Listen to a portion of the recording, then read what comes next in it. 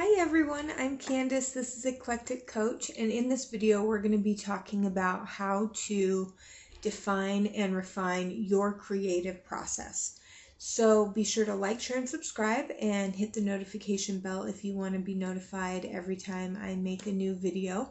But in this video, what we're getting at is just some ideas on how to create a systematic process for which your creativity can flow more easily. And I think of it kind of like there are three main categories that it goes into. So it's setting up this process of where you go and how you orient yourself in order to receive inspiration. Then it's a system of getting down into either a video or notes or something so that it becomes more concrete and in form, and you receive all that information and then you refine it. So there's a flow system.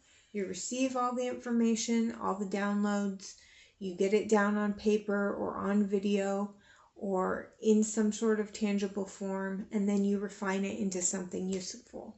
So I think that those are separate categories of kind of umbrellas of activities that you want to be in one lane or the other.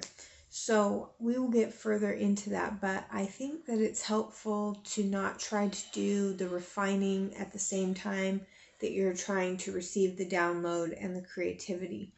And that's more for a focused brainwave state, and we will get more into that.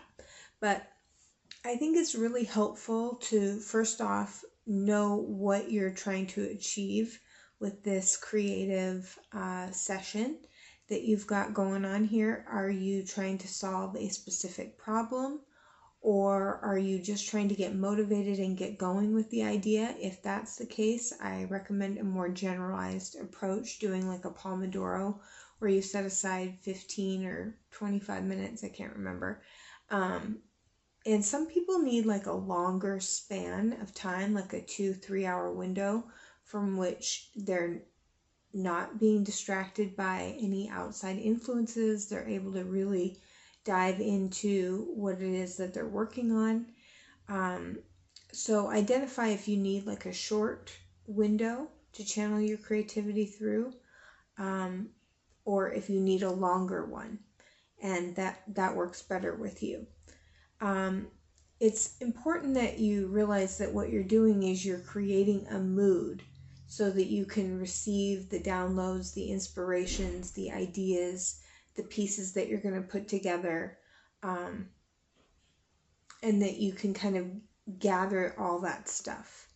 So maybe I like listening to jazz, or like having certain kind of lighting can help me.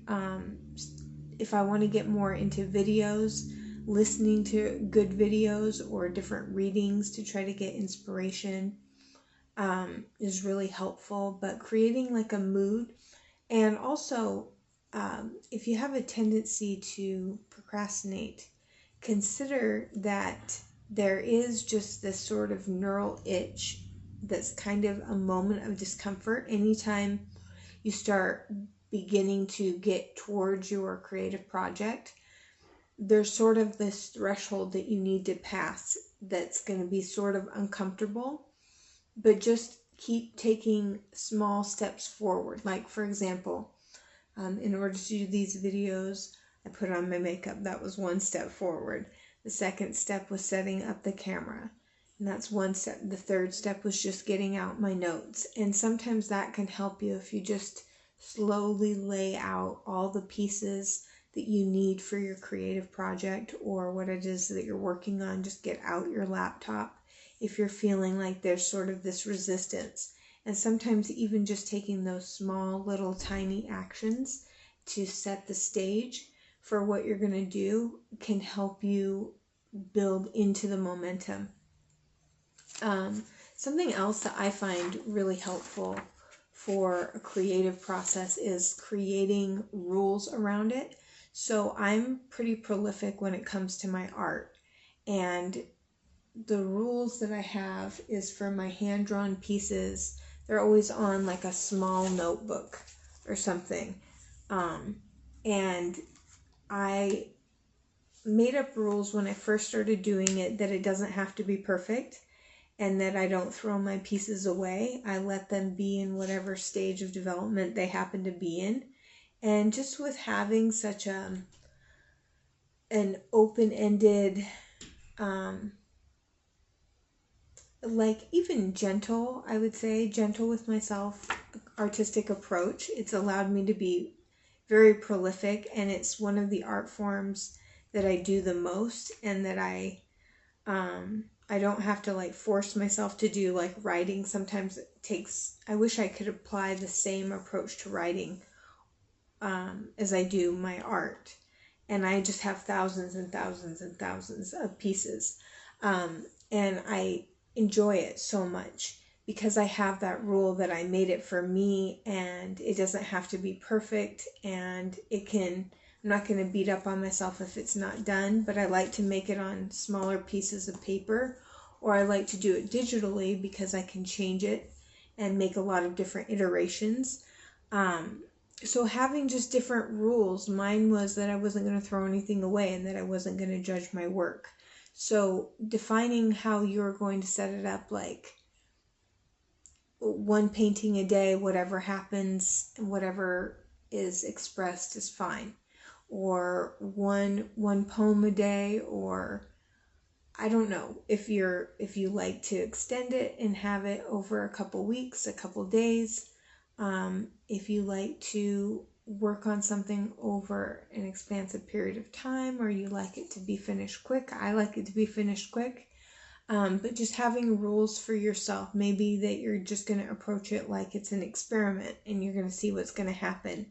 If you wanted to try, let's say, a new marketing plan, or whatever your creative process is and whatever you're applying it to, apply some rules of how you're going to look at it, how you're going to experience it, how you're going to approach it, and stick to those rules. And they're designed to make you more comfortable, help you be more brave in stepping out and fully being in your creativity. And one thing you might want to do is to understand your personal energy levels. Personality theory can be really helpful in that. For example, I'm an INFJ, and I like to have some parameters, but not too strict or narrow of parameters. So just having a few things that I intend to get done over the course of that day or couple of days works for me. Some types, like an ESTJ, for example, likes to know what they're going to do like hour by hour, and they like a clear chain of command and clear hierarchy, clear protocol, and everything to be very regimented. I like some space in my schedule. So knowing your creative flow and how you would work best in allowing for the space and the mood to kind of receive the downloads that you would be getting. And are there specific times that work best for you? Do you work best like late at night when everybody's gone to sleep? Do you like to get up like 3 or 4 in the morning? You know, do you want to see the sunrise? Is that a part of your morning technique? Outlining the best times for you and how you can adjust to be in those time zones and working in an inspired way. Maybe that's setting the alarm to get up a couple hours early and dedicate that to your project that you're working on. You might want to break down your process into specific phases so that you can feel the creative wave coming on, and so that you can prepare to get on the wave and to move forward with it. Experiment with different times, different techniques, different mediums, like the Pomodoro, like different calendars. maybe arranging your hobbies and the things that you enjoy doing, if you like to have a lot of variety, per season in your life or per work quota. When you know when your busy season's coming on and you know when your busy season is going to start to let up, and you might have some extra time or some space to work within there. Try different techniques, but to the best of your ability, break them down into phases and then write them down so that you can refer back to them later and test them out and actually implement them in a way that supports you. So set up regular time for your creativity. Have dedicated days or dedicated seasons for specific activities. And I think it's always a good idea to go through your calendar often, to sit down with it, and whether you use a digital one or you use a hand calendar, it doesn't really matter. The point is that you refer to it often, you're interacting with it, it's telling you what you need to do, and you're accomplishing whatever items are on your to-do list.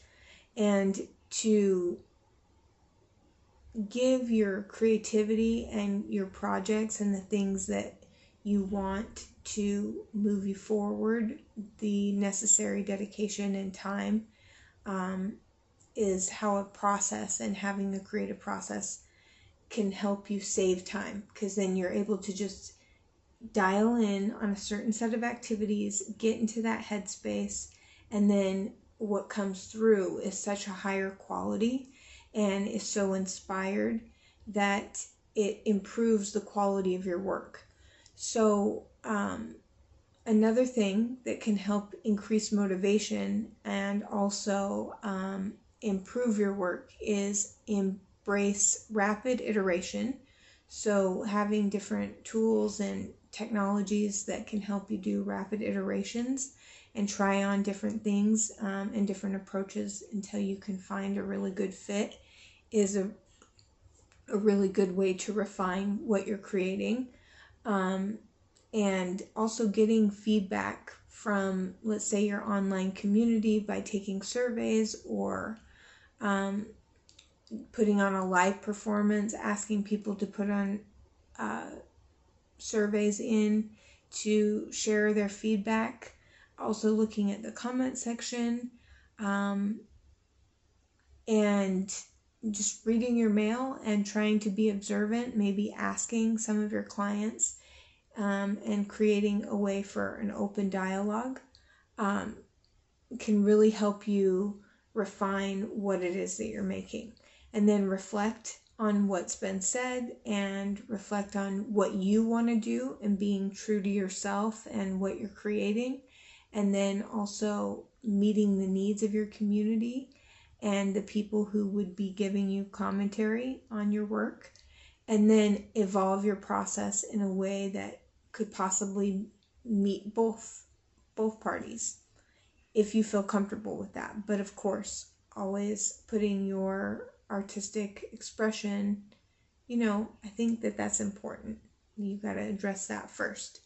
So I hope this is helpful in terms of ways to break down your creative flow and to understand it better, and so that you can replicate it on a regular basis and maximize your creativity and your output. I hope to see you in the next video. Be sure to like, share, and subscribe, and I'll see you soon.